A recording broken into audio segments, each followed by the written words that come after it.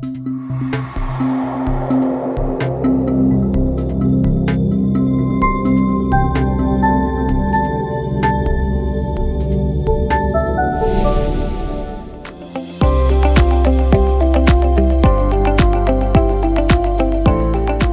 buenas noches.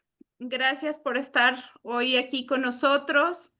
Me presento nuevamente, soy Mariana Millán López, nutrióloga, representante del capítulo Estado de México, y para mí es un gusto que hoy nos acompañen en este nuestro primer webinar, transmitiendo el último jueves. Perdón, el último miércoles de cada mes, los webinars del Estado de México, y esperamos contar con su presencia. El tema de hoy es un tema súper interesante y muy relevante para nuestro trabajo en el día a día en el hospital. Entonces, pues vamos a iniciar con el webinar de este mes de mayo. Les pido que estén atentos a las redes. Estaremos publicando en breve el siguiente webinar para la última semana, miércoles último de junio. Los dejo ahora con la maestra Ari Díaz, quien nos hará el favor de presentar al ponente del día de hoy. Muchas gracias por estar aquí. Y bueno, pues para mí es un honor presentar a un amigo y compañero de la terapia intensiva, Bad. Él es médico intensivista con maestría en nutrición clínica. Eh, bueno, es miembro del colegio, obviamente, de nutrición clínica y terapia nutricional. Tiene también el curso SYNC y es parte de, bueno, del soporte nutricional del equipo multidisciplinario del soporte nutricio de la unidad de cuidados intensivos del Hospital Adolfo López Mateos, además de ser el jefe responsable de la unidad. Entonces, no sé si gustes iniciar, Abad. Gracias por acompañarnos.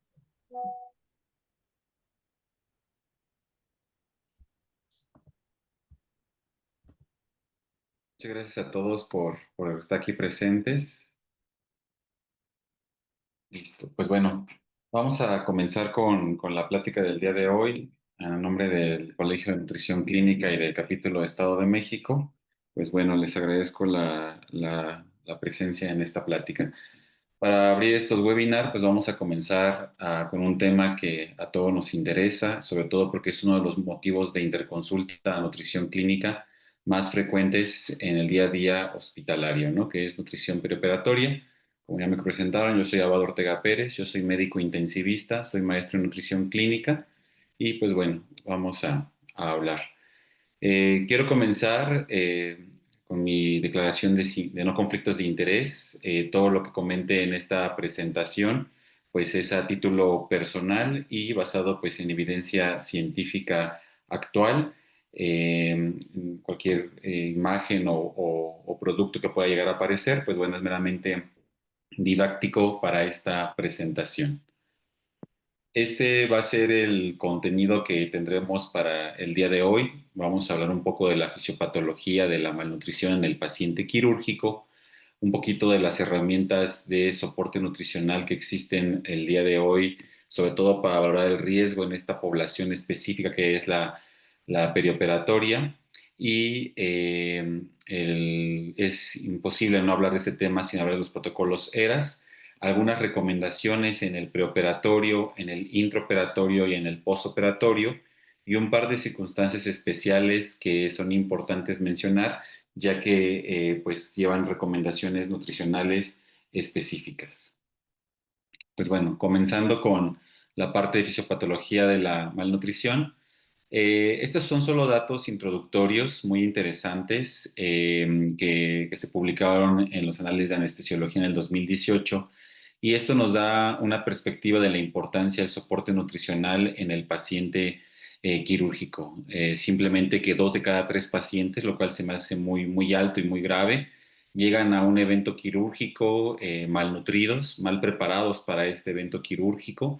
La malnutrición se asocia a mayor mortalidad en la hospitalización y la terapia intensiva.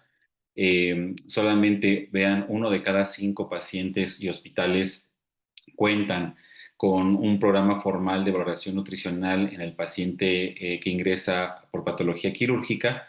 Y algo positivo, no todo es negativo, y esto es importante. Al día de hoy, ya con las nuevas escuelas de residentes, pues bueno, 3 de cada 4 cirujanos, pues realmente ya están convencidos de que el soporte nutricional perioperatorio reduce complicaciones. Sin embargo, aún nos falta permear mucho más en cuestiones administrativas hospitalarias para hacer hincapié en la necesidad de estos soportes nutricionales y sobre todo también pues que esto que ya sabemos a nivel científico pues permee y sea una realidad en los pacientes, ya que hoy por hoy solo 1 de cada 5 pacientes recibe alguna intervención nutricional en el preoperatorio con miras a prepararse para el evento quirúrgico. En esta infografía publicada por ESPEN es interesante ver cómo el paciente con patología quirúrgica tiene, sobre todo en las cuestiones oncológicas y de cirugía gastrointestinal, una alta prevalencia de malnutrición asociada a la enfermedad, conocida como DRM por sus siglas en inglés, lo cual condiciona complicaciones importantes, sobre todo a dos muy graves que tenemos día a día en la hospitalización, como lo son infecciones y patología asociada a complicaciones, y algo que pues es importante, pues la, la cuestión de salud. Eh, Le pido a todos los asistentes, de favor, vuelvan a verificar sus micrófonos para evitar interrupciones. Por ahí hay un par de micrófonos prendidos. Apóyennos a revisar sus micrófonos. Muchas gracias. Parte de la fisiopatología que tiene este tipo de pacientes es importante, es un estrés quirúrgico. Al final de cuentas, toda cirugía representa un estrés quirúrgico importante, el cual va a generar una respuesta endocrinológica en los pacientes. Hay un aumento en la producción de catecolaminas y de corticoides, esto en respuesta al dolor, a la ansiedad y meramente al proceso quirúrgico. Estos pacientes pues tienen disfunción gastrointestinal importante, catabolismo proteico aumentado derivado del estrés y esto condiciona una resistencia a la insulina por estas hormonas contrarreguladoras que nos llevan a hiperglucemia. Esta hiperglucemia pues se asocia mucho a las complicaciones que se presentan en estos pacientes quirúrgicos.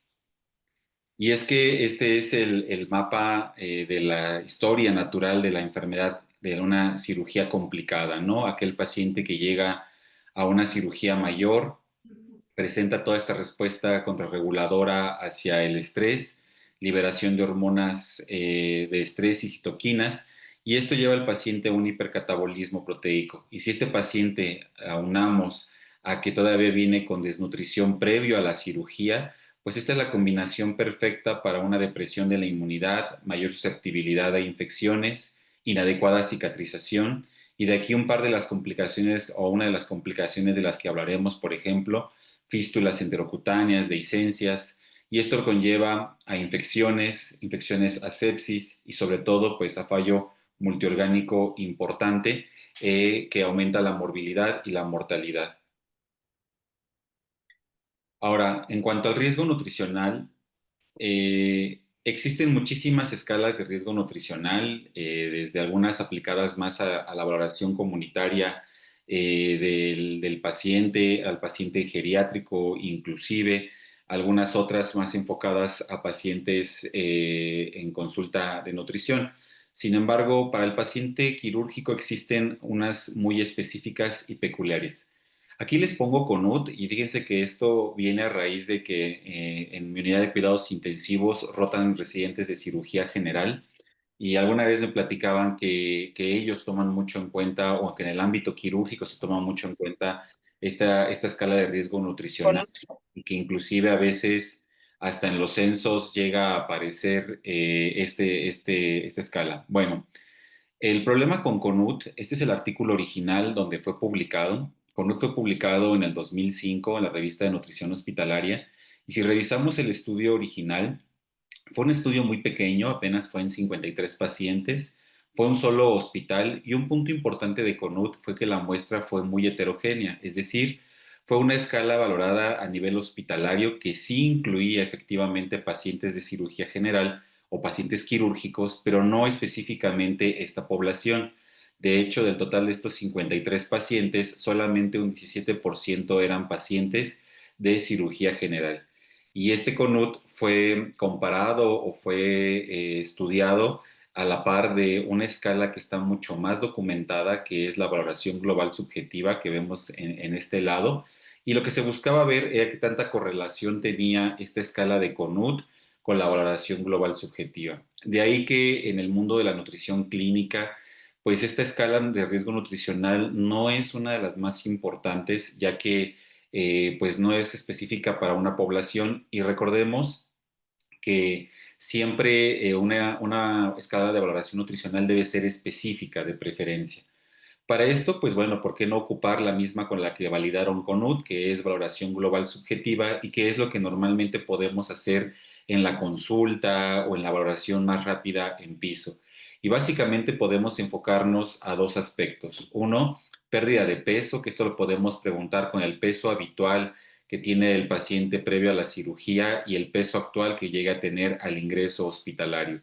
Segundo, una valoración muy rápida acerca del estado del apetito y la ingesta de alimentos, si el apetito es normal, si hay reducción o si definitivamente no hay ni siquiera ingesta de alimentos. Y una tercera pregunta que sería interesante, o bueno, más bien un punto importante a valorar, sería la valoración clínica de la masa muscular y la pérdida de tejido celular subcutáneo, así como edema, ascitis o algún dato que me oriente a, este, a la reducción de proteínas plasmáticas. Esto podemos clasificarlo en A, B y C, ¿no? Un paciente que perdió poco peso, otro paciente que tiene buena ingesta de alimentos, pues va a estar en un estado A, ¿no? El B, que tendría una pérdida de 5 a 10%, que tiene un poquito de reducción de la ingesta de alimentos, con la mínima reducción, en este caso, pues sería B. Y aquel paciente que ya perdió el 10%, que ya vemos edema por fuga de líquidos, reducción de presión oncótica proteica y sobre todo manifestaciones clínicas carenciales, pues ya sería un C. Esta escala está validada y tiene una sensibilidad del 82% contra una sensibilidad del 75%. Ahora, ya más enfocado en el ámbito quirúrgico, esta valoración global subjetiva pues, ha tenido muy buen rendimiento para predecir pues, tres cosas importantes en el paciente quirúrgico. Primero, infecciones. El paciente con un estado C o un grado C de valoración global subjetiva, pues vean, tiene un mayor riesgo, hasta un 69% de desarrollar riesgo de infección, comparado con aquellos que están en un grado A con 16%. Otra variable que se buscó es su relación con la estancia hospitalaria, en la cual un estado A tiene una estancia promedio de 18 días y una C que muy probablemente termine con complicaciones hasta de 49 días. Y algo muy interesante es cómo el grado C se asocia inclusive a fístulas enterocutáneas y retraso en la cicatrización. Algo muy noble de esta valoración global subjetiva es que puede clasificar al 81% de los pacientes. Sin embargo, ESPEN recomienda que para los pacientes hospitalarios en el contexto perioperatorio, la escala o el de riesgo o el tamizaje de riesgo que deberíamos Ah, yo voy aplicar a dar esa clase es mañana. Yo le di clase a ese doctor. el NRS Ajá. 2002. El NRS 2002 es importante porque también lleva solamente unas preguntas, que sería IMC menor de 20, pérdida de peso, ingesta de dieta en la última semana o si el paciente está grave, y de ahí nos manda a la valoración nutricional y a la severidad de la enfermedad. Esto pues lo podemos ocupar en cualquier calculadora médica o inclusive siguiendo la tabla, solo recordar que el riesgo nutricional para estos pacientes quirúrgicos va a presentarse a partir de 5 y que por debajo de 5 hay dos subcategorías, el que tiene menos de 3 que estaría en un riesgo muy bajo o sin riesgo, y el de 3 a 5 que ahorita vamos a ver a continuación. Punto muy importante porque de esto depende la intervención nutricional. Entonces nos dice ESPEN, si el paciente tiene menos de 5 puntos es un riesgo bajo, pero de todos modos tendríamos que iniciar con terapia nutricional vía oral, ajustar el aporte dietético, y aquí es donde les comentaba que hay una diferencia. Si el paciente tiene menos de 3 puntos, podemos indicarle suplementos nutricionales orales previos a la cirugía, y en caso que tuviera más de 3 a 5 puntos, estos pacientes se benefician de suplementos nutricionales orales, pero que contengan inmunonutrientes, ¿no? Inmunonutrición, sobre todo pues ácidos omega 3, nucleótidos, glutamina, arginina, y ambos casos deben de ir con una carga de hidratos de carbono previo a la cirugía, de lo cual hablaremos a continuación.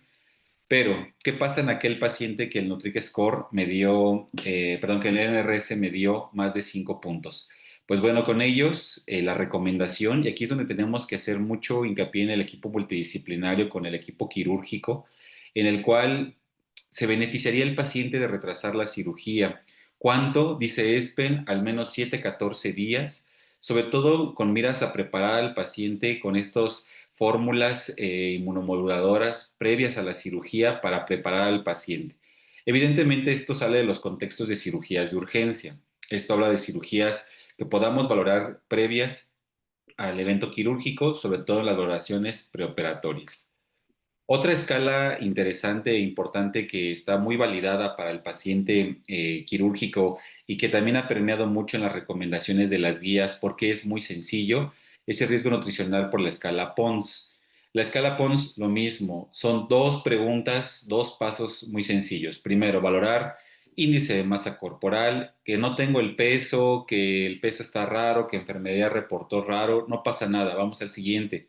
Calcular o preguntar pérdida de peso en los últimos 6 meses, que también no se puede por algún motivo, pues bueno, tendríamos que irnos entonces a valorar si el paciente en la última semana ha reducido su ingesta dietética al menos en un 50% de lo que aproximadamente come.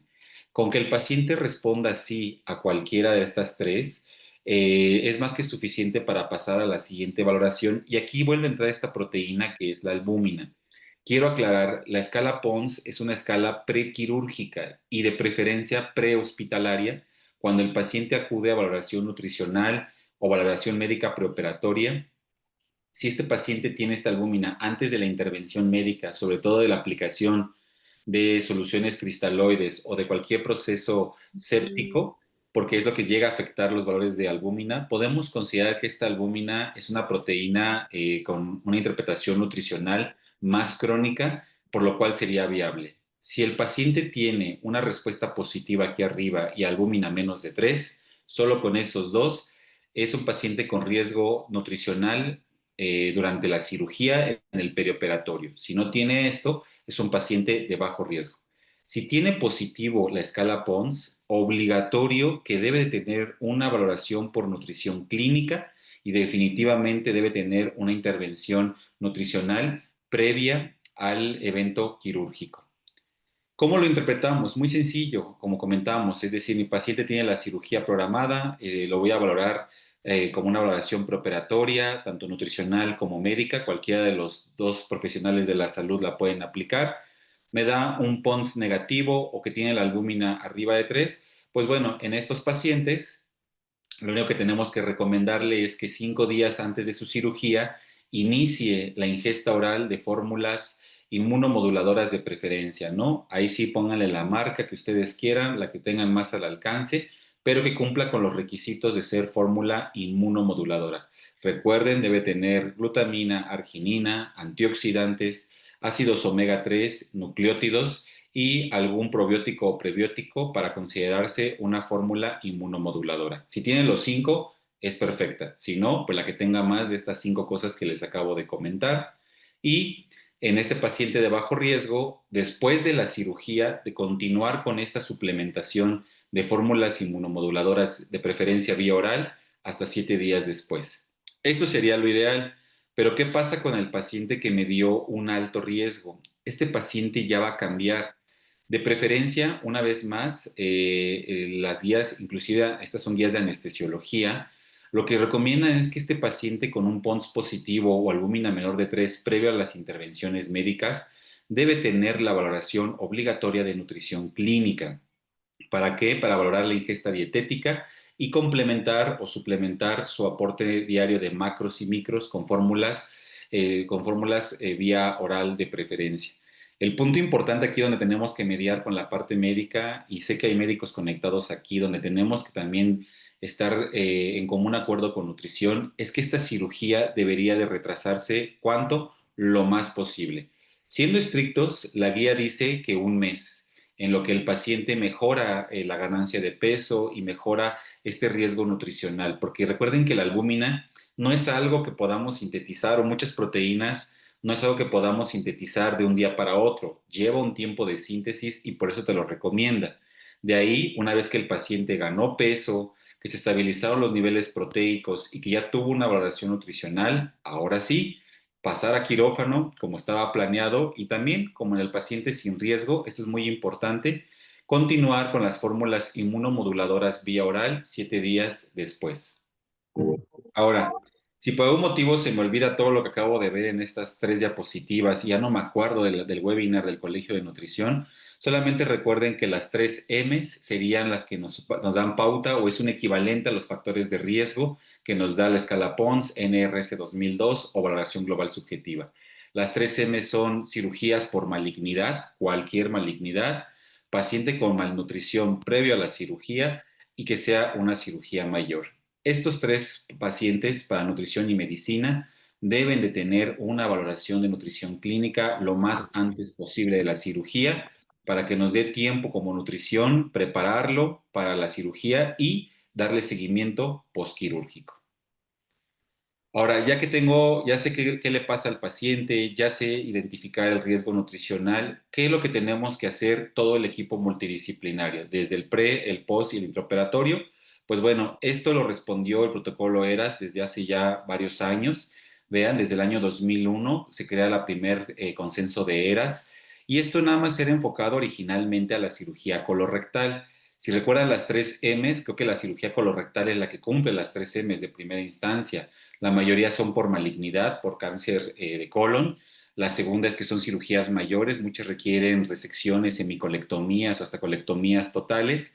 Y la tercera es que estos pacientes, dada la sintomatología que causa muchas veces la oclusión intestinal o la reducción en las deposiciones, causa que estos pacientes difícilmente tengan un estado nutricional adecuado al momento de la valoración. Para el 2005 se hace el primer Congreso Internacional y aparte de la cirugía colorectal, pues bueno, ya empiezan a decir hay que hacer más intervenciones y se agrega una lista de intervenciones pre, intra y postquirúrgicas que es como más o menos lo conocemos ahora. Y a partir del 2010 ya se crea una sociedad a nivel internacional y se agregan algunas recomendaciones para otras cirugías, como las cirugías ortopédicas, las cirugías cardiovasculares. De hecho, recientemente, este está calientito de este mes, 2025, el Journal Americano de Ginecología y Obstetricia también agrega sus recomendaciones basadas en el protocolo ERAS para los procedimientos quirúrgicos, en este caso para la cesárea, ¿no? Entonces vamos viendo cómo en el mundo quirúrgico, no solo de cirugía general, sino de todas las especialidades quirúrgicas, han ido aportando y sumándose a estas iniciativas de mejorar el estado nutricional del paciente perioperatorio. El protocolo ERAS es muy extenso, pero desde el punto de vista nutricional tiene 3 intervenciones muy importantes que tenemos que tener en cuenta y llevarnos para el día a día. Sobre todo en el preoperatorio, con esta carga de hidratos de carbono que ahorita vamos a platicar, y evitar a lo mayormente posible lo que es el rechazo al ayuno prolongado prequirúrgico. En el posoperatorio, lo más importante va a ser mantener el estímulo intestinal, tanto trófico como para la motilidad intestinal y la integridad del epitelio intestinal. Este es el protocolo ERAC, que es el mismo ERAS, pero ahora aplicado a la paciente obstétrica con cesárea. Y vean, la primera intervención que recomiendan, por ejemplo, en el caso de ginecología y obstetricia, es dietas líquidas tempranas, líquidos tempranos y alimentar al paciente de manera temprana. Agua y alimento temprano. Es la primera recomendación. Las demás son recomendaciones médicas, o sea, no echarlas por separado. Vienen de la mano como los analgésicos, reducir los opioides, un poquito de las ondas urinarias, pero en el contexto nutricional, comida y agua de manera temprana. El protocolo ERAS ha demostrado su efectividad. En este estudio publicado en la revista de Nutrición Clínica, observamos cuando comparan cómo le fue a los pacientes antes del protocolo ERAS y a partir del protocolo ERAS, observamos una reducción importante en tres variables interesantes. Uno, la morbilidad hospitalaria. Vean, hubo una reducción comparado con los manejos previos al ERAS. Otra, complicaciones respiratorias, sobre todo neumonías, y estas neumonías sobre todo dadas por traslocación bacteriana por ayunos prolongados, una reducción muy importante y algo que también nos debe interesar a todos, y aquí es donde tenemos que hacer hincapié con los administrativos, reducción de días de estancia hospitalaria, con protocolo ERAS, 5.8 días de estancia hospitalaria, comparado con los protocolos previos que nos daban hasta 8 días, y vean, todos nos demuestran que es cierto este tipo de información. En el caso de este artículo publicado del ERAC, que tenemos información en pacientes de obstetricia, también ellos demostraron que con la aplicación de estos protocolos del ERAC teníamos un incremento en la mejoría del desenlace materno y neonatal y también una mejor experiencia del evento quirúrgico, ¿no? Que no sea tan traumático de repente para la paciente y algo también que demostraron, pues reducción en los costos relacionados a la atención. Ahora, ¿qué recomendaciones ya específicamente podemos buscar? Pues bueno, en el preoperatorio, la primera y la más importante, tenemos que hacer hincapié equipo médico y nutricional en evitar el ayuno preoperatorio. Para evitar este ayuno preoperatorio, pues sobre todo evitar la clásica, ¿no? El ayuno de 8 a 12 horas antes, porque pues a veces no sabemos a qué horas vaya a pasar. Y lo más importante también, que esto lo veremos en el post, evitar el ayuno posoperatorio. También se hace este ayuno tan prolongado muchas veces por un temor a que haya volumen residual gástrico y que al momento de la inducción anestésica haya eventos adversos.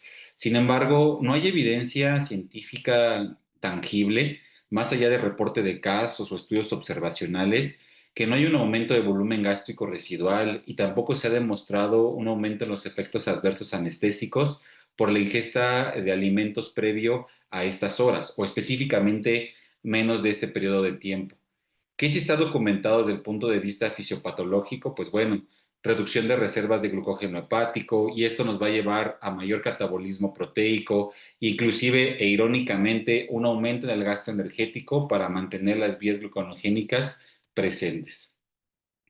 En este estudio, publicado en el British Journal of Surgery, hicieron un experimento guiado por fluoroscopía en el cual llenaron el estómago de los pacientes hasta el 100%. En la línea roja vemos alimentos sólidos, en la línea punteada vemos alimentos líquidos ingresados al paciente previos a un evento quirúrgico. Vean, cuando dábamos líquidos del 100% de capacidad gástrica a la hora, ya no existía o estaba menos del 10% ocupado.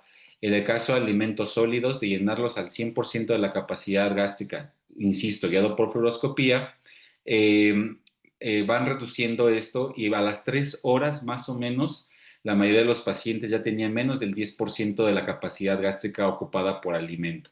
Aclaro, ellos sacaron de esta muestra a los pacientes con gastroparesia de cualquier etiología, sobre todo gastroparesia diabética. ¿Qué dicen las guías? Pues bueno, en el contexto americano con Aspen, te dice aquel paciente con malnutrición previo a la cirugía, deberíamos de prepararlo 7 a 10 días antes. No sirve de nada, en verdad, un día antes quererle soltar todas las poliméricas estándar o fórmulas especializadas que quieramos. No sirve. Yo le digo a mis residentes y a mis pasantes de nutrición, estos son como los antibióticos, o sea, de nada me sirve que hoy le suelte el meropenem y ya con eso es suficiente, ¿no? Pues necesitamos darle un tiempo considerable para alcanzar los niveles séricos necesarios y tener un efecto terapéutico. Por otro lado, ESPEN, que dice, pues ESPEN es un poquito más estricto en este caso, que sería 10 a 14 días antes de la cirugía, con miras a tener mejores resultados. ¿Qué dicen otras guías? Por ejemplo, la guía de anestesiología. Los anestesiólogos son muy claros. Ellos dicen alimentos sólidos, pues sí, 8 horas, pero bueno, no se nos acaba el mundo con alimentos sólidos. Algo importante en nuestro paciente es que antes de las 2 horas estos pacientes podrían ingerir líquidos claros e incluyendo fórmulas enterales. Ya vimos estudios de vaciamiento gástrico. No es un tema que nos concierne en este momento, pero en el caso de los lactantes podríamos administrar lactancia materna 4 horas antes de la cirugía. Y en el caso de los niños escolares y preescolares, pues darles una comida ligera y leche hasta 6 horas antes de la cirugía. Técnicamente no deberíamos indicar ningún tipo de ayuda a nueva orden en pacientes con anestesia regional o una cirugía electiva, ¿no? Pero bueno, entiendo que a veces, aunque el plan sea anestesia regional, muchas veces puede ser que haya alguna complicación que nos lleve a una anestesia general y por eso muchas veces prefieren mantener las recomendaciones del ayuno preoperatorio. Ahora, ¿qué es la evidencia que es por escuela casi casi que seguimos haciendo y seguimos haciendo? Pues el ayuno de 16 horas porque va a prevenir la broncoaspiración del paciente. Esto no tiene evidencia científica de alta calidad. ¿Qué si tenemos evidencia científica? Pues bueno, que el uso de líquidos claros previos a la cirugía no aumenta la prevalencia de complicaciones. ¿Qué podríamos hacer? Pues bueno, algo que está muy recomendado y que se nos pasa mucho a hacer es la carga de hidratos de carbono vía oral. Ni siquiera es una gran cantidad de alimentos y tiene unos beneficios muy importantes para el paciente preoperatorio. La recomendación es que sean 400 mililitros de agua más maltodextrina 12,5%. Esto es con las miras a dejarle aproximadamente 50 gramos de hidratos de carbono que permitan mantener al paciente una vía gluconeogénica apagada en lo que el paciente está en el evento quirúrgico y no echar mano a estas proteínas importantes, en cuales podremos tener cierta precaución, una vez más, pacientes con gastroparesia diabética y sobre todo, pues intentar mantener alimentos sólidos hasta 6 horas antes de la cirugía. Yo sé que estas recomendaciones a veces son un poco complejas de asimilar porque venimos de unas escuelas muy antiguas en las que todo es tal cual se ha hecho ayunos antes, ayunos después, pero bueno, hay evidencia científica. En este estudio publicado en el 2021 en la revista Medicine, ellos hicieron un ensayo clínico randomizado y controlado con toda la rigurosidad científica, en lo cual ellos midieron con ultrasonido el estado del estómago de los pacientes, el vaciamiento de estos pacientes. Más o menos estas son las imágenes que vienen en el artículo. Ellos les daban esta carga de hidratos de carbono con líquidos y vean, medían el antro de la cámara gástrica y en centímetros medían cuánto tenía. Después de la hora, de las 2 horas y antes de la cirugía, volvían a medir por ultrasonido y veían estas imágenes y también medían aproximadamente el diámetro y con esto el volumen aproximado de líquidos residuales. ¿Qué encontraron? Pues resultados muy interesantes. Vean, los pacientes, el residuo gástrico que tenían al momento, el que hacía ayuno, tenía 2 mililitros y al que le dábamos la carga de hidratos de carbono tenía 3 mililitros. O sea, compararon pacientes a los que no se les daba nada contra alguien que le daban carga de hidratos de carbono. No hubo realmente una diferencia entre estos dos. ¿En qué sí hubo diferencia? Sobre todo en la presencia de hambre. Vean, los pacientes que les dábamos carga de hidratos de carbono tenían una reducción de la incidencia de tener la sensación de hambre en el 99% de los casos y de sed, que es también algo de los que los pacientes muchas veces se quejan en la recuperación. Vean, 4,5 de los 30 pacientes de este grupo comparado con 1,6 de los pacientes con carga de hidratos de carbono. Ambos con el 99% de los casos reales y con una P de 0,001. Ahora, en el intraoperatorio, ¿qué debemos hacer? El intraoperatorio es territorio de anestesiología y de cirugía. Probablemente ahí, como nutrición clínica, no tengamos mucha injerencia porque pues tendríamos que estar ahí también con ellos y pues realmente la prioridad en ese momento es el evento quirúrgico. ¿Qué sí podemos recomendar? Pues bueno, en la medida de lo posible, anestésicos de corta duración y la menor cantidad de opioides posibles para evitar ilio postquirúrgico, evitar náuseas y complicaciones asociadas precisamente a opioides. Sobrecarga hídrica para evitar el edema de la mucosa intestinal y también la hipertensión intraabdominal por sobrecarga que nos podría contraindicar el inicio de la nutrición enteral en el posoperatorio inmediato. con los quirúrgicos y aquí cirujanos, pues evitar los drenajes peritoneales por mera precaución. Entiendo que hay pacientes con colecciones purulentas, con sangrados, que tienen que tener un drenaje para poder monitorizar, pero eso de dejarlo por si las dudas en todas las correderas, en todos los espacios, no es lo habitual porque producen pérdida de líquido de proteínas. En el caso de ser posible, tendríamos en este caso cirugía mínimamente invasiva, que pues bueno, en este caso, pues esta es más decisión del quirúrgico y en la medida de lo posible, normotermia. Pero sí hay una recomendación muy importante que debemos considerar y es cuando el paciente tiene nutrición parenteral, sobre todo aquella nutrición parenteral que tiene un alto aporte de hidratos de carbono. Aquel paciente cuya nutrición parenteral, ahorita pues tenemos una reducción de las personalizadas por las cuestiones de centrales de mezclas, pero aquel paciente cuyo aporte de glucosa, de dextrosa, rebasa los 3.7 gramos por kilogramo, no se debe de suspender durante el evento quirúrgico porque existe un alto riesgo de hipoglucemia. Recuerden que al momento de tener nutrición parenteral mantenemos ciertos niveles de insulina, que si yo suspendo de tajo la nutrición parenteral, esto podría condicionar que el paciente presente datos graves de hipoglucemia. También aquellos pacientes cuya distribución de calorías no proteicas es 70-30, hay que tener mucha precaución y pueden pasar hasta 60 minutos el tiempo en el cual se pueda normalizar la glucosa. Por ejemplo, en esta paciente, vean, tenemos 251 gramos de glucosa y apenas 55 kilos de peso, pues tenemos un aporte de glucosa como de 4.1. Si hay algún problema con interacciones farmacológicas con anestesiología, sí es importante informarles que esta paciente lleva un alto aporte de glucosa y que requiere un monitoreo estricto de la glucosa en caso que por algún motivo que supere el riesgo nutricional y el riesgo de hipoglucemias deban de suspenderse, avisar porque esto puede llevarnos en un momento dado a complicaciones. En el posoperatorio, aquí sí quiero que nutrición esté muy pendiente y esté muy tomando nota de esto, porque es donde vamos a impactar más como nutrición clínica. Lo primero, evitar ya la dieta posquirúrgica tradicional, sobre todo la dieta de líquidos claros. Los líquidos claros, agua, té y gelatina, está bien documentado que solamente aporta a lo mucho 400 kilocalorías y como dice la evidencia científica, no tiene un aporte nutricional completo. Realmente el único aporte nutricional son hidratos de carbono, la mayoría en forma de azúcar, y no tiene más allá otros macronutrimentos. Punto importante número dos, que no tiene aporte de micronutrimentos y el paciente preoperatorio requiere múltiples micronutrimentos, sobre todo en contextos de sepsis, como los oligoelementos sobre todo y vitaminas antioxidantes.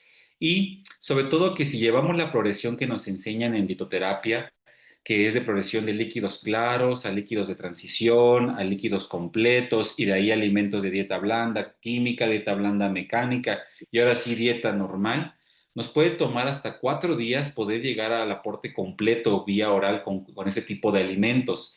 Y de nada va a servir que haya yo empezado 7 días antes, 14 días antes con mis fórmulas especializadas, si durante 4 días voy a volver a desnutrir a este paciente que en ese momento ahora tiene hormonas contrarreguladoras que no van a estar haciendo caso de toda esta azúcar que le estamos dando y el agua realmente solamente le va a servir de hidratación. Tenemos que evitar la dieta posquirúrgica tradicional.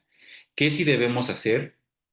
Iniciar en el posquirúrgico lo más temprano posible con fórmulas enterales.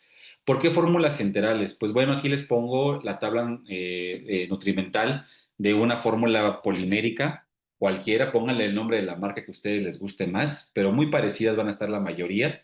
Pero lo que quiero que observen aquí es justamente que una fórmula polimérica podemos dársela a una velocidad pequeñita, trófica, que lo que tolera el paciente vía oral, y le vamos a estar pasando grasas, le vamos a estar pasando hidratos de carbono, le vamos a estar pasando proteínas y todos estos micronutrimentos que esto no le va a estar dando en cantidades necesarias.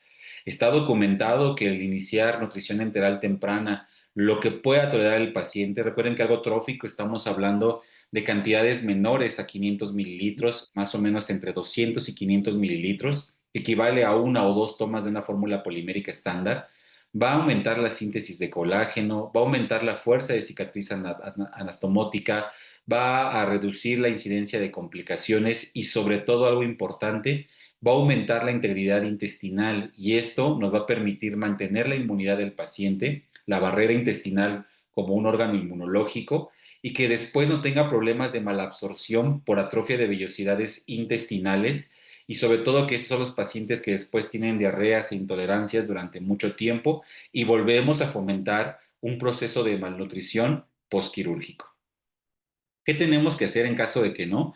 Pues bueno, primero, suplementos nutricionales orales entonces o fórmulas enterales vía oral y si es posible directamente alimentos sólidos. Yo siempre les digo a mis compañeras de nutrición y a los pasantes cuando extubamos a un paciente en la UCI y ya está así como este señor, primero le da su fórmula polimérica estándar, que se tome su fórmula polimérica estándar o le explico a los familiares y después de comida todo lo que quiera y lo que sea bienvenido y que tolere, incitándolo siempre a consumir la fórmula enteral que está suplementada de todos estos micronutrimentos.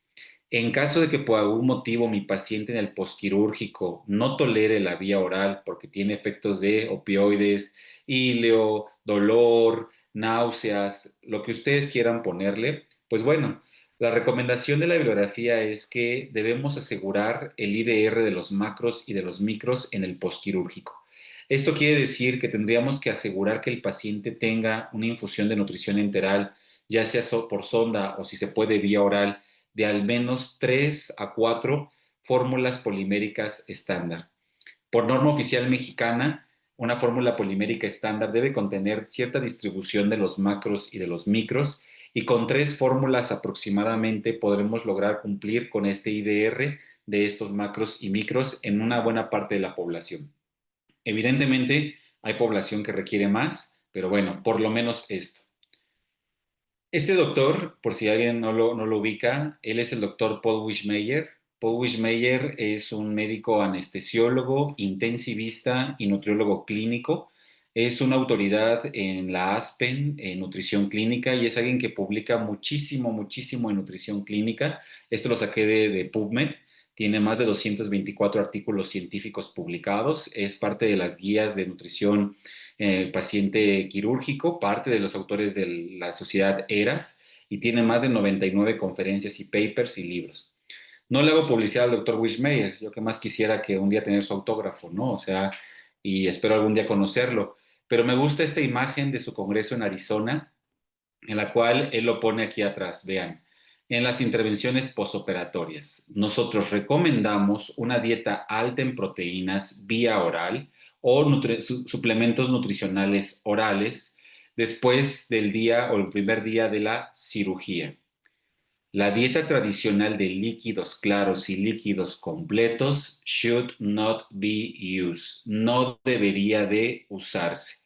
Y esto lo dicen autoridades como el doctor Paul Wischmeyer en todos estos artículos, por lo cual debemos de permear que ya no debemos hacer eso en el posquirúrgico. Si quieres estimular la vía oral, hay un montonal de fórmulas enterales en el mercado, la que les guste, a la que le alcance el paciente o la que tengan acceso en sus unidades. Y es que esto no nomás es porque el doctor Paul Wischmeyer lo diga o lo digamos en el webinar del Estado de México. En este estudio publicado en la revista de Clinical Nutrition de ESPEN en el 2023, es reciente, ellos analizan el impacto de la nutrición enteral temprana en el desenlace de los pacientes quirúrgicos y pacientes médicos. Es un estudio muy grande de más de 27,000 pacientes, de los cuales se incluyó 14,500 quirúrgicos, ¿no? En ellos observen, hay resultados muy interesantes, sobre todo días de estancia menores en la temprana contra la tardía, días de estancia en la UCI menores en la temprana contra la tardía, días de ventilación mecánica menores, todos con intervalos de confianza plausibles con los OR, quiere decir que sí impacta mucho. Y algo muy importante, vean la reducción de los costos. Hay una menor cantidad de costos y hasta en los costos tenemos un resultado real como un factor de riesgo importante el retrasar esta nutrición enteral con fórmulas poliméricas estándar en el posquirúrgico. Hay también eventos y circunstancias en las cuales no vamos a poder hacer esto y también me queda claro, más en mi perfil como intensivista, pues nosotros vemos pacientes todo el tiempo del postquirúrgico complicado y buscamos, siempre le digo a los residentes, busquémosle más pretextos para darle que comer que para no darle, pero la ciencia es muy clara.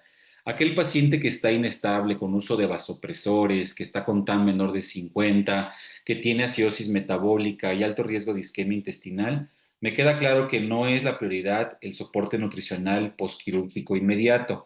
En ellos tendríamos en un momento dado que darle prioridad a las demás fallas orgánicas.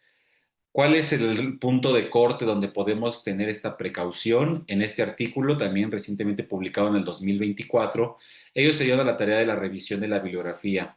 Hasta antes del 2020, todos decían que los pacientes con vasopresores no se debería ocupar nutrición enteral BEA, ¿no? Nutrición enteral se debe de retrasar en el paciente con estado de choque, que no se debería de hacer, que nutrición enteral no se debe de hacer. Esto nos dice la vieja escuela. A partir de la pandemia de COVID, donde tuvimos un montón de pacientes enfermos graves, esa fue una de las pocas cosas positivas. Tuvimos una enorme muestra de pacientes a nivel internacional. Encontramos que realmente no hay una contraindicación franca para por lo menos, aclaro y subrayo, por lo menos nutrición trófica. E inclusive ya en el 2022, la ESPEN dice, pues deberíamos de considerar la trófica. Solamente en qué paciente no vamos a considerarlo, aquel paciente cuya dosis de vasopresores rebase 0.3 microgramos por kilo por minuto. Esto, bueno, es importante que siempre le echen ojo a la infusión de norepinefrina, cómo está preparada y a cuántos mililitros. Esto yo le digo a mis alumnas de nutrición clínica de la maestría, no es lo mismo tener 10 mililitros de 8 en 100 que tener 10 mililitros de 32 en 100. Entonces no se vayan con la finta de los 10 mililitros. Y pues bueno, importante que el nutriólogo clínico también sepa valorar y calcular vasopresores. Hay algunos vasopresores que la propia presencia contraindica el uso de nutrición enteral de cualquier tipo y cualquier cantidad, como lo es vasopresina. En este estudio, publicado en la revista Nutrients en el 2022, ellos hacen el análisis de lo que nos preocupa en el paciente postquirúrgico: diarreas, vómitos, distensión abdominal, íleo, sospecha de isquemia mesentérica y confirmación de isquemia mesentérica. Ellos valoran estos eventos negativos con la dosis de vasopresores. Lo clasifican como L, M, H y R. Y en este caso L es 0.2, M es 0.3, H es 0.4 y R es 0.5. Si se dan cuenta, de 0.2 a 0.3 es donde hay un cambio importante en las complicaciones. Con 0.2 microgramos, el 37% de los pacientes presentó estos eventos. En cambio, con 0.3 se disparaba hasta el 67% y no se diga con 0.4, ¿no? El 80%. Por eso sabemos que un punto seguro, independientemente del vasopresor, sería 0.3. Yo le digo a los resis, a mis alumnas de nutrición, pues bueno, 0.29 no es 0.3, pero ahí es donde valoramos la tendencia. Si la tendencia del vasopresor es que ha ido en aumento, pues quizás desde 0.23, 0.20 tendrías que limitarlo, pero si es el caso contrario, adelante, no te tienes que frenar para darle este aporte nutricional. Hay algunos diagnósticos que per se también contraindican. Por ejemplo, hemorragia gastrointestinal activa, fístulas intestinales de alto gasto, que ahorita voy a hablar rapidísimamente un poco de esto, síndromes compartimentales abdominales y en el caso de hipoxemias refractarias, pues bueno, también. Otra cosa que es muy habida que hay ayuno posoperatorio es sobre todo por los famosos reposos intestinales que muchas veces el equipo quirúrgico nos indica a nutrición o a cuidados intensivos. Esta tabla la saqué del libro de Guyton de fisiología. Este está en su capítulo de fisiología digestiva. Y Guyton dice desde hace muchos años que el tracto digestivo es un tracto con alta cantidad de volumen. En este caso, pues vean la saliva, 1000 mililitros al día, secreciones gástricas, secreción pancreática, bilis, secreción intestinal, un montón de secreciones. En 24 horas por nuestro tracto gastrointestinal pasan aproximadamente 6.700 mililitros. Realmente el tracto gastrointestinal no es un tracto seco, no es un tracto que se pueda dejar en reposo. Entonces, el tener como este miedo a iniciar, aunque sea trófico, vuelvo a insistir, no estoy diciendo que le soltemos el ribeye al paciente en el postquirúrgico, pero una fórmula polimérica de 200 mililitros de traguitos de poco a poquito o de un jeringazo por hora no le va a alterar nada en el contexto de toda la cantidad de volumen que le está pasando y sí todos los beneficios que estamos viendo. En este estudio publicado en la revista de Nutrición, que lo titulan como lo irracional, lo obsoleto y lo imprudente, justamente habla del impacto casi nulo que puede llegar a tener aproximadamente 30 mililitros de líquidos para estimular el tracto gastrointestinal. Entonces, realmente el beneficio de dejar en reposo 5 a 7 días porque hubo una enteroanastomosis o una resección intestinal, pues no tiene un fundamento fisiológico ni ningún fundamento científico para poderlo sustentar. Entonces, podemos resumir las recomendaciones del protocolo ERAS nutricionales específicamente en el preoperatorio y en el posoperatorio, donde intervenimos como nutrición clínica. Y en el preoperatorio la más importante entonces es suspender los líquidos hasta antes de 2 horas y de preferencia los alimentos sólidos antes de 6 horas. En la medida de lo posible, dar la carga de hidratos de lo que equivalga a 50 gramos de hidratos de carbono hasta 2 horas antes del procedimiento anestésico y quirúrgico. Y en el posoperatorio, reiniciar lo más tempranamente posible, 4 horas de preferencia en el posquirúrgico y a tolerancia, la estimulación enteral. Ahora, hay dos situaciones especiales que hablaré muy rápidamente porque sí es importante comentarlas en el paciente perioperatorio y una de ellas son la presencia de fístulas enterocutáneas, es decir, aquel paciente que pues ya se complicó, ya tiene una fístula, ¿no? Por ahí uno de mis maestros en la maestría en nutrición clínica, el maestro Isasi, decía que si la anastomosis se deiscenta en las primeras 72 horas, es culpa del cirujano porque es técnica quirúrgica, pero si una anastomosis se deiscenta después de los 7 días o hace una fístula enterocutánea, es culpa del equipo de nutrición por no haber nutrido bien a este paciente y haber propiciado esta debilidad y esta falta de cicatrización. Eso se me grabó mucho y creo que tenemos que llevárnoslo como tarea. Fístulas, nada más rapidísimo, algunas recomendaciones. Recuerden que esta es una conexión anómala entre el tracto gastrointestinal, la piel o la herida del paciente. Se clasifica básicamente por su gasto en 24 horas y las más peligrosas, las fístulas de alto gasto. La etiología, la mayoría pues son iatrógenas, como comentábamos, por soportes nutricionales, sobrecarga de líquidos y mala preparación del paciente antes de las cirugías y algunas de ellas pues, son espontáneas, ¿no? No los podríamos evitar. En el caso de factores de riesgo, pues trauma, resecciones de lesiones malignas y algunas cuestiones como adherenciolisis o diverticulitis también son proclives a desarrollar fístulas. ¿Qué ajustes especiales se hacen en las fístulas? Pues bueno, recuerden que estos pacientes tienen una disminución de la ingesta calórica porque al momento de alimentarse o de iniciar el soporte con fórmulas enterales, estas fístulas tienden a aumentar el gasto que tienen de 500 a más y esto condiciona mayor pérdida de líquidos, mayor pérdida de electrolitos y sobre todo de nitrógeno, que es lo que no queremos hacer. Esto puede llegar hasta una cantidad monumental de proteínas, como el equivalente a 75 gramos al día. Entonces, ¿qué tenemos que hacer? Si nosotros tenemos pérdidas por una fístula, recuerden siempre reponer ese nitrógeno y consideren que por cada litro de gasto de las fístulas y de los drenajes, tendríamos que recuperar aproximadamente 2 gramos de nitrógeno. El equivalente en proteínas, pues son más o menos 13.5 gramos de proteínas por cada litro.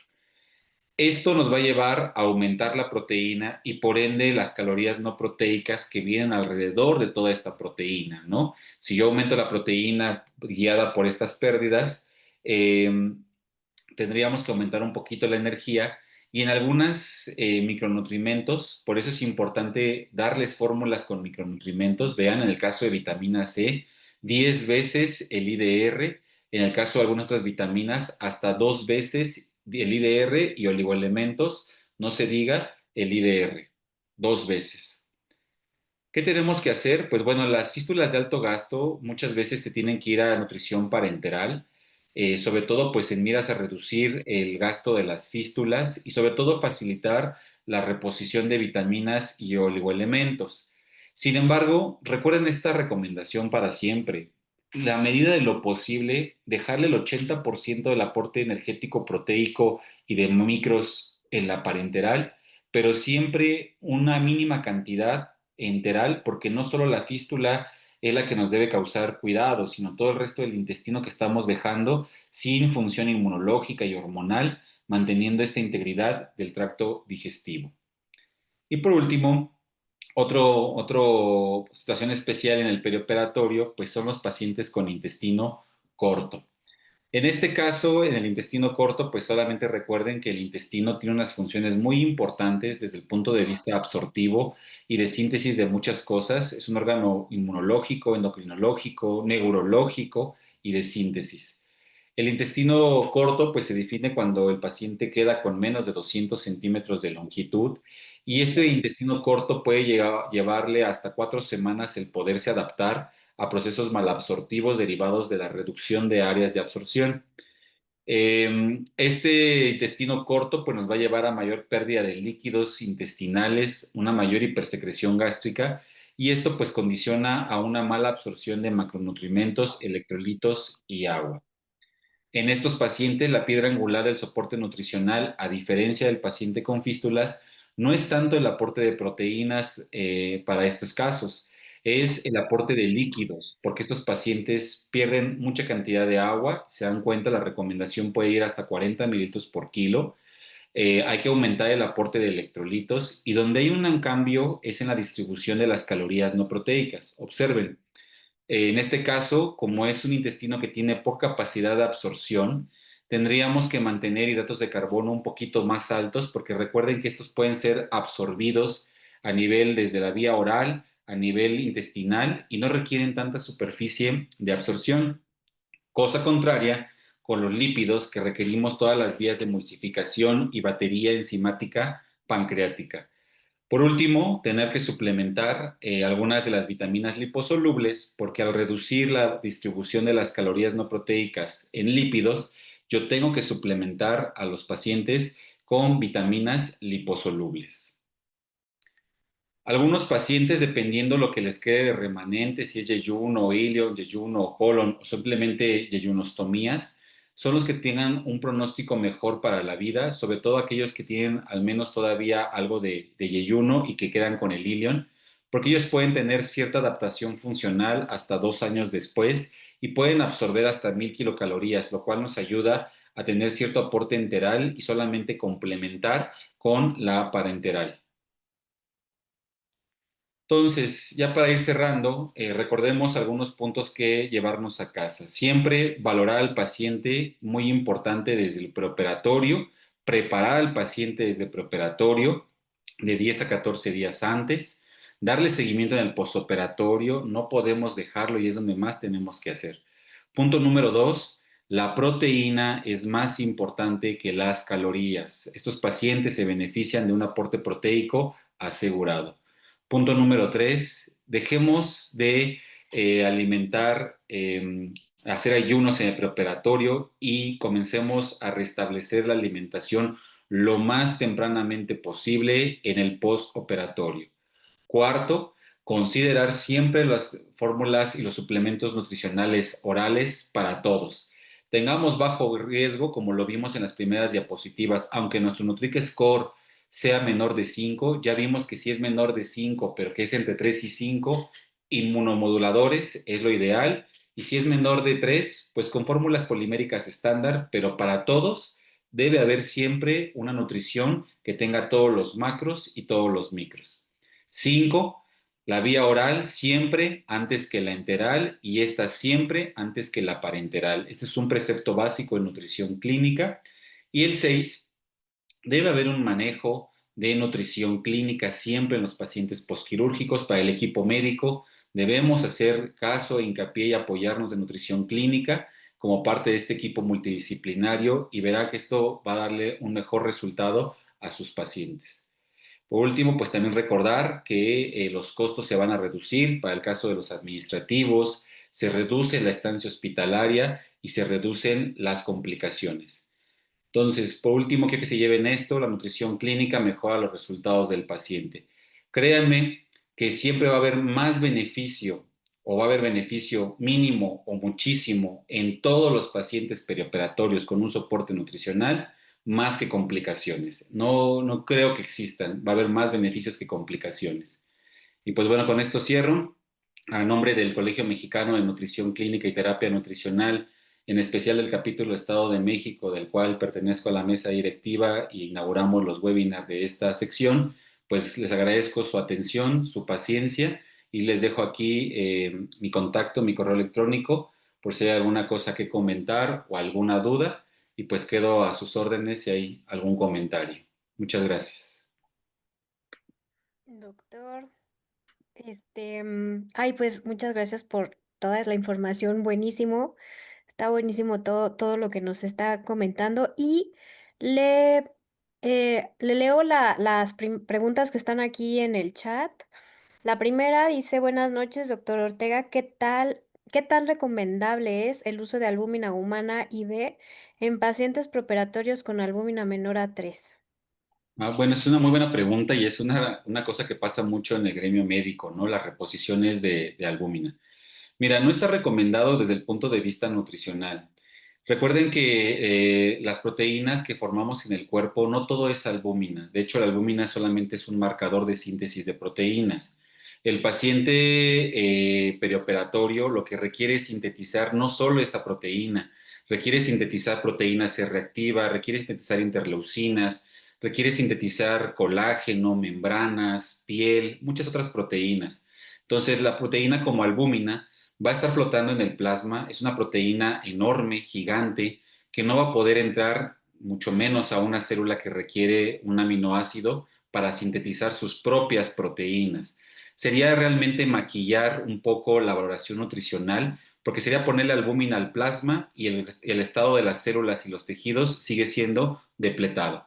Recuerden, a mí me gusta explicarle esto hacia mis residentes y a mis alumnos de nutrición. La proteína es como un Lego. Que comemos nosotros lo desarmamos en piezas con la finalidad de poder armar nosotros nuestras propias proteínas. Ay, qué horrible. Si nos Eh, ayudan con... Horrible. Cierran sus micrófonos, por favor. Creo que se activó por ahí un micrófono.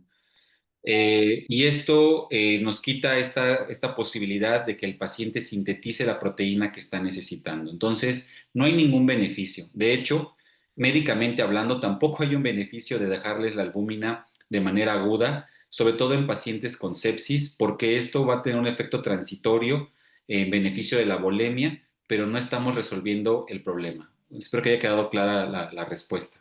Ay, muchas gracias. Esta pregunta nos las envió el nutriólogo Ulises Hernández. Perdón, se me olvidó decir el nombre antes de leerla.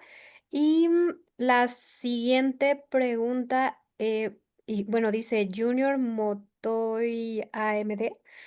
Y dice, si tiene doble vasopresor en dosis bajas, o sea que ambos vasopresores estén en bajas dosis, se suspendería el apoyo nutricio enteral. Me imagino que eso es lo que pregunta. No, bueno, si hay vasopresina, el hecho de que tengas una infusión por muy dosis baja de vasopresina, sí podría ser una contraindicación. Nosotros desde el punto de vista médico, la vasopresina es un vasopresor de segunda línea. Quiere decir que solo la indicamos cuando rebasamos las dosis de norepinefrina que les puse en la presentación. Cuando nosotros tenemos más de 0.3 microgramos de norepinefrina, iniciamos vasopresina. Sería raro o sería una praxis cuestionable médica dejar solo vasopresina como único vasopresor. Entonces, la vasopresina te contraindica porque per se es un estado de hipoperfusión. Si tiene menos de 0.3, yo lo que siempre les recomiendo es, pues, mantente con dosis tróficas si la preocupación es alguna intolerancia y tendríamos 72 horas hasta máximo 5 días para ya progresar la dieta de este paciente. Yo como le comento en el servicio de nutrición allá en el hospital, si no al día 3 al día 5 pues ve considerando complementar con otras cosas, pero siempre mantener el estímulo trófico. Ok, muchas gracias, doctora Abad. Y tengo otra pregunta, es de Albani. Espérame, es que ya se me perdió. Albani Lozada dice, buenas noches, ¿el protocolo ERAS tiene actualizaciones recientes o la última actualización es del 2011? Hay actualizaciones recientes, pero ya nada más a procedimientos quirúrgicos específicos. Por ejemplo, recientemente está la de ortopedia, y de ortopedia se divide en cirugía de cadera, cirugías de rodilla, hay la de cirugía cardíaca también, y como les comenté ahorita, la de gine, por ejemplo, cesáreas. Ujú. Sí actualizan cada uno de los procedimientos porque hay peculiaridades en algunas de ellas. Por ejemplo, en el cardíaco, la cuestión de la volemia es un punto importante. Ya vimos en la cuestión de las cesáreas, la cuestión del binomio, de tenerla más cómoda la mamá con el bebé. En el caso de cirugía ortopédica, va un poquito más en función a la postración que pueden llegar a tener estos pacientes. Lo que te puedo decir es que las recomendaciones nutricionales cambian poco. Lo que cambian mucho son las recomendaciones médicas del protocolo ERAS hacia cada una de las cirugías. Ok, déjame leerle otra pregunta que tengo aquí de Carlos Cruz. Su duda es, en el paciente oncológico, ¿quién que tiene una vía oral, tracto enteral sin alteraciones, con NRS mayor de 4, se beneficiaría de dar NPT como medida de prehabilitación? O sea, quizás nutrirlo con NPT previamente. Mira, es una pregunta que sería como difícil de responder, porque yo te diría, en esos pacientes, si tienes tracto gastrointestinal permeable, pues deberías intentar mejor ajustar la fórmula enteral. O sea, hay fórmulas densamente calóricas, fórmulas hiperproteicas o inclusive complementos en módulos de glutamina, de arginina, que podrían ayudarles. El ocupar una nutrición parenteral demasiado temprana tiene sus riesgos infecciosos, sobre todo porque estaríamos exponiendo al paciente desde antes a una nutrición. Y recuerda que el protocolo ESPEN te dice que idealmente de 10 a 14 días y ASPEN de 7 días más o menos de preparación. Ujú, Entonces, tendrías que tenerlo con un catéter desde ese momento, lo cual ya quita la vida útil del catéter o el riesgo infeccioso. A partir del día 11, los riesgos infecciosos de dispositivos arteriales centrales es muy alto. O dos, ocupar por vía periférica una nutrición periférica. Y volvemos a una disyuntiva. Las periféricas solamente se recomiendan menos de 5 días y son ujú. puentes para que tú puedas valorar qué nutrición le vas a dar, recordando la alta cantidad de volumen que tienen estas nutriciones y el poco sustrato proteico que pueden llegar a tener. Entonces, yo te diría, pues yo mantendría al paciente con suplementos nutricionales orales, buscando la fórmula más hiperproteica, más suplementada, y en caso de que no, lo mantendría simplemente con lo que tolere antes de la cirugía y ya consideraría la nutrición mixta en el posquirúrgico, ya en un contexto hospitalario, para darle vida útil a este catéter y aprovechar para las intervenciones médicas. Muy buena pregunta, por Claro. cierto, ¿eh? Es interesante eso. Ok. Tengo otra pregunta aquí que dice, en un paciente con fístula de alto gasto y además una ileostomía, ¿el uso de electrolitos es viable o el uso, incluir electrolitos y algún multivitamínico o algo más? Esa es la pregunta. A ver, ¿me puedes repetir, por favor? Ajá. En un paciente con fístula de alto gasto, que Ajá. además tiene una ileostomía para su alimentación, ¿el uso de electrolitos es viable? Y también algún multivitamínico. Mira, en estos casos, como tenemos vías que son como las cilios, que requieren fórmulas semielementales para la absorción y tienen una absorción limitada para muchas cosas, yo recomendaría que los electrolitos y los multivitamínicos, de ser posible, para asegurar el IDR, se fueran intravenosos Ok. en este contexto. Pero si la fórmula semielemental los puede complementar, adelante, están bien. Sobre todo porque muchos pacientes, los multivitamínicos o los electrolitos vienen con algo de volumen y volvemos al punto que pueden fomentar el aumento del gasto de la fístula. Y yo preferiría que esta nutrición que voy a ocupar en el tracto intestinal sea alta en proteínas, en este tipo de o aminoácidos como glutamina, para favorecer esta integridad, y lo demás lo mandaría parenteral. Tienes la vía parenteral y esta es muy noble porque puedes ahora sí que servirte para dejarle esos IDRs completos, hasta suplementar inclusive. Ok, le voy a leer un mensaje de Dolores Flores, de la doctora Lolita. Dice, muchas felicidades, me encantó su plática. Soy Dolores Flores de Morelia. Pregunto, ¿en su hospital si se lleva a cabo el protocolo ERAS? Intenté en el Hospital Civil de Morelia en 2011. Los que más protestaron fueron los anestesiólogos y se opusieron fuertemente. Los cirujanos sí aceptaban.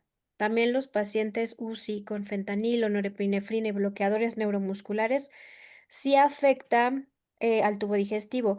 La peristalsis también. TA media que sí está menor a 65 milímetros de mercurio, está isquémico ese intestino y no va a tener la perfusión y absorción adecuada. También el lactato alto. Debemos de checar todo y muchas veces dar, bueno, aquí tal cual dice, dar solo se da 10 mililitros hora, lo que también hace ratito comentaba usted, de dieta polimérica y eso es trofismo. No es nutrir al enfermo y debe de complementarse con nutrición parenteral complementaria.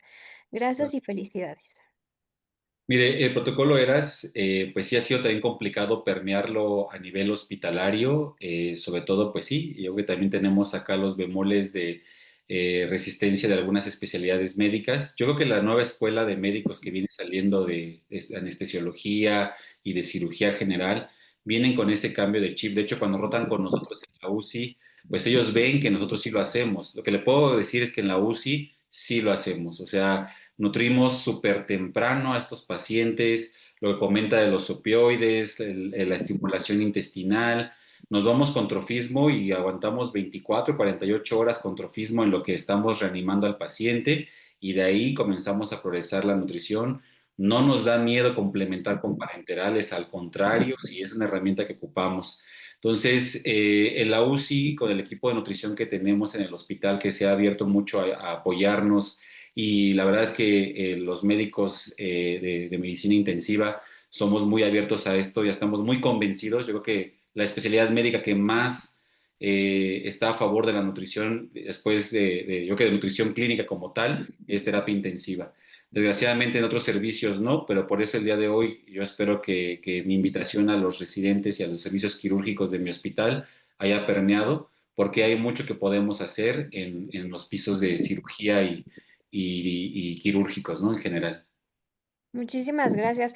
Bueno, aquí en el chat, bastantes felicitaciones, excelente manejo del tema y por lo pronto vamos a tomar en cuenta las dos preguntas que me parece que son las últimas que tenemos en el chat. Mejor se las enviamos a usted, doctor, por medio de su correo electrónico, porque ya estamos muy sobrepasados del tiempo. Entonces, digo, también para que pues hemos finalizado este primer webinar del capítulo de Estado de México y nosotros les hacemos llegar, bueno, las preguntas al doctor Abad y ya que nos pueda ayudar con la respuesta. Y dice, ¿cómo podemos acceder a la grabación? Se van a estar subiendo a la página del Colegio Mexicano, pero tiene que tener bueno, así que ser miembro del colegio para poder acceder a estos webinars que se quedan grabados, Dani. Bueno, no sé, ¿alguna otra cosa más, doctor, que quisiera comentar? Muchísimas gracias, la verdad es que maravillosa su plática. Pues muchas gracias a todos por su presencia y gracias a la mesa directiva y al Colegio de Nutrición. Y pues estamos con todo gusto. Muchas gracias a todos por participar. Principalmente agradecemos mucho al doctor. Con esto los invitamos a ser miembros del colegio. La mesa directiva que está en el capítulo Estado de México, se pudieron dar cuenta, son excelentes profesionistas de los cuales podemos aprovechar demasiado. Entonces, por eso también es una invitación a que formen parte del capítulo para poder acceder a toda esta buena información. Y no me resta más que decirles que si con este gran resumen seguimos desnutriendo a los pacientes en el hospital, pues ya sería una cuestión de ignorancia, ¿no? Muchas gracias, doctor. Excelentes, felicidades. Gracias, mesa directiva del capítulo Estado de México. Síganos dando así estas ponencias, se los vamos a estar agradeciendo. Ya nada más les vamos a dar la información de los siguientes webinars que vienen. Muchas gracias a todos los participantes. Gracias, doctor. Y esperamos verlos a todos, que inviten a más compañeros. Los webinars del capítulo Estado de México son de entrada gratuita y les estaremos dando más información en las páginas y también a través de otros canales. El próximo webinar será el último miércoles del mes de junio. Les daremos más detalles sobre el tema que se expondrá ese día. Muchas gracias y buenas noches.